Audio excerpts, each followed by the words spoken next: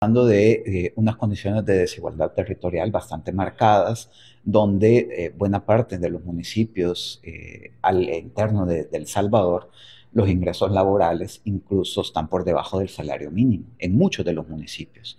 Eso hace que muchas de estas personas, ¿no? Y esto también lo establece el informe, estén por debajo de la línea de pobreza. Por eso mismo, muchos de estos municipios están por encima de los promedios de pobreza multidimensional.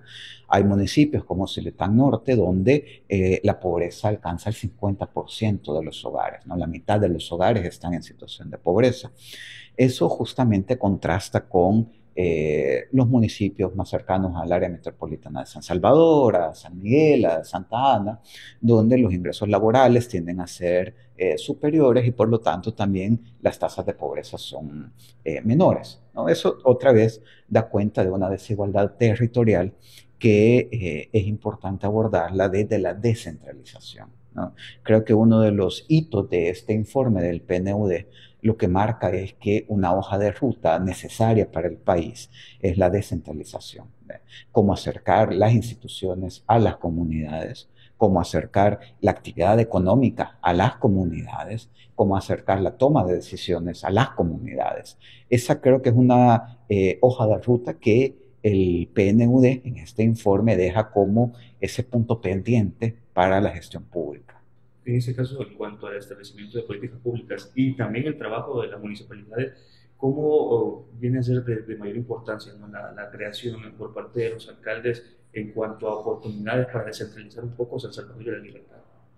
Ahí creo que va a ser clave, o debería de ser clave, no solo las capacidades de las gestiones locales, que son necesarias en cuanto a la cercanía que deben de tener con las comunidades, que ese va a ser un reto para las actuales municipalidades, dado que abarcan ahora una mayor territorialidad, entonces se plantea como un reto todavía mayor esa cercanía a las comunidades, pero también la articulación que se pueda tener con el gobierno central en cuanto a la gestión de recursos, porque hay muchas municipalidades que en esta todavía etapa de transición están un poco cojeando en términos de los recursos, las asignaciones de recursos, donde hay municipios pequeños, donde los recursos también son pocos. ¿Y qué es lo que pasa? Si tenés municipios pequeños con una actividad económica pequeña, por lo tanto los impuestos municipales que se pagan también son pequeños y los ingresos de las municipalidades son pequeños en comparación de los ingresos de las municipalidades de San Salvador Centro, de Santa Ana Centro. Entonces, la capacidad que tienen esas alcaldías de promover desarrollo también es menor, ¿no? Porque tienen menos recursos.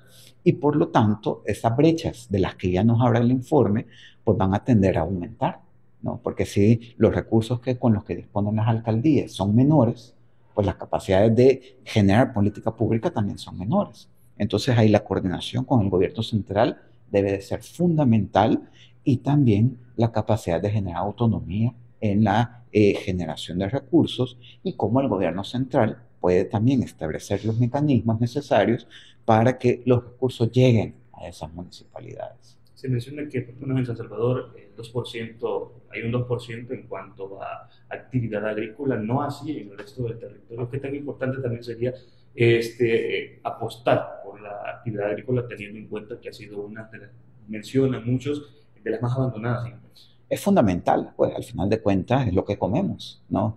Y uno de los grandes padecimientos que estamos teniendo de la economía salvadoreña es el precio de los alimentos, que está muy relacionado con esa incapacidad que tiene la economía nacional en producir los alimentos que necesitamos. Entonces es fundamental establecer los mecanismos para generar mayor producción agropecuaria. Porque es que si uno va a ver los datos del Banco Central de Reserva, el Producto Interno Bruto del sector agrícola en los últimos 5 años tiene una caída acumulada del 2%. Significa que si en el 2019 se producían 100, ahora se están produciendo 98, ¿no? Entonces ya no solo es, como en los gobiernos anteriores, que se tenía abandonado y creciendo poquísimo el sector agrícola, sino que ahora está cayendo la producción agrícola. Cuando hay municipios, particularmente en el norte del país, que son sumamente dependientes del trabajo agrícola. Y por lo tanto, estos retrocesos que hay en términos de la producción también tienen un impacto en los ingresos y en los medios de vida de las familias. ¿Y qué viene quizás a demostrar o a mostrar este informe que hace una idea acerca de, de todos estos tipos de información que se están brindando de los 44 municipios? Bueno, nos da una fotografía de una fuerte desigualdad territorial, desigualdad estructural, pero que también se refleja en desigualdad monetaria, ¿no? Tenemos indicadores como el indicador de Gini, que es un indicador que mide la distribución de los ingresos, que ha venido aumentando también. La participación de las remuneraciones del Producto Interno Bruto ha pasado del 38% al 35%, mientras el excedente bruto de explotación, que son las ganancias empresariales, ha venido pasando de cerca del 36% al 39, 40%. Entonces, sí nos estamos enfrentando ante una situación donde las remuneraciones, los ingresos laborales están cayendo en términos de lo que representa y la participación que tiene en el Producto Interno Bruto. Este creo que es un enorme reto que se plantea actualmente, cómo abordar esta desigualdad.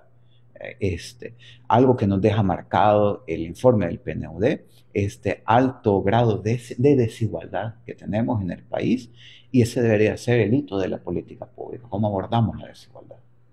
Yo siempre en temas económicos quisiera preguntarle acerca del plan económico del gobierno.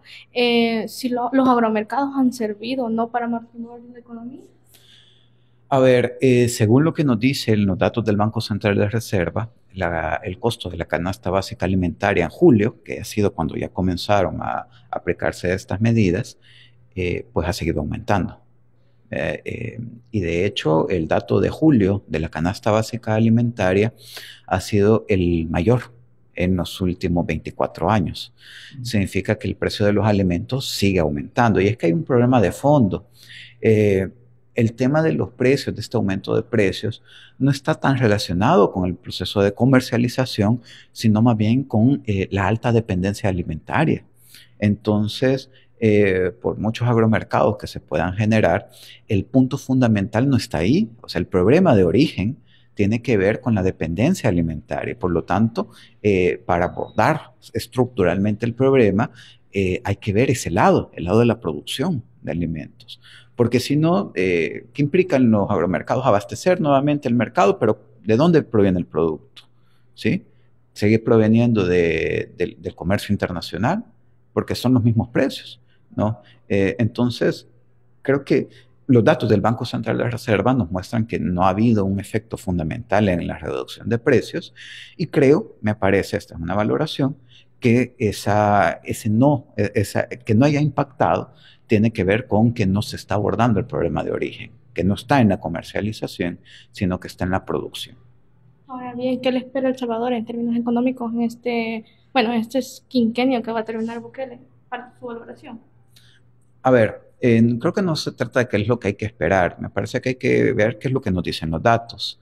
Sí, los datos nos muestran un contexto diferenciado más bien, entre, dependiendo para quién veamos la política pública. ¿Sí? Si la vemos en términos muy empresariales, si vemos cómo el excedente bruto de exportación, la ganancia empresarial ha estado aumentando en términos de proporción del Producto Interno Bruto. Ahora, este incremento de las ganancias empresariales ha venido en detrimento de la participación de las remuneraciones, ¿sí? Entonces significa que está aumentando las ganancias, pero están disminuyendo los salarios. Entonces ahí, de nuevo, hay que preguntarnos para quién, ¿no? ¿Cómo van a estar las condiciones económicas para quién? Pues por lo menos para las ganancias empresariales parece que han ido bien.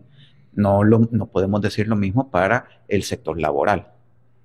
Cada vez, cada año es mayor el costo de la canasta básica y el salario sigue igual. Podría haber un punto en el que esto ya definitivamente no funcione y no sea nada sostenible. Pues que no es sostenible, o sea, ya no es sostenible, de hace rato no es sostenible en términos de sostén de la vida, después. Si los hogares logran sobrevivir con los ingresos que tienen, en muy buena parte tiene que ver con la sobrecarga de trabajo, particularmente de las mujeres, que son quienes terminan absorbiendo, ¿no?, buena parte de este impacto, ¿no? Quienes terminan buscando ingresos extras, ingresos laborales extras, quienes terminan asumiendo más trabajo, quienes dejan de comer, generalmente son las mujeres. Entonces, es que las condiciones de vida en términos de los ingresos laborales comparado con el costo de vida ya es insostenible. Ahora, según la ley, este año debería de haber una revisión del salario mínimo, porque según lo establece el Código de Trabajo, esta revisión debería de hacerse cada 3 años y la última fue en el 2021. Entonces, por ley, el Consejo del Salario Mínimo este año le correspondería ya hacer esa revisión. Su nombre. José Luis Magaña, economista.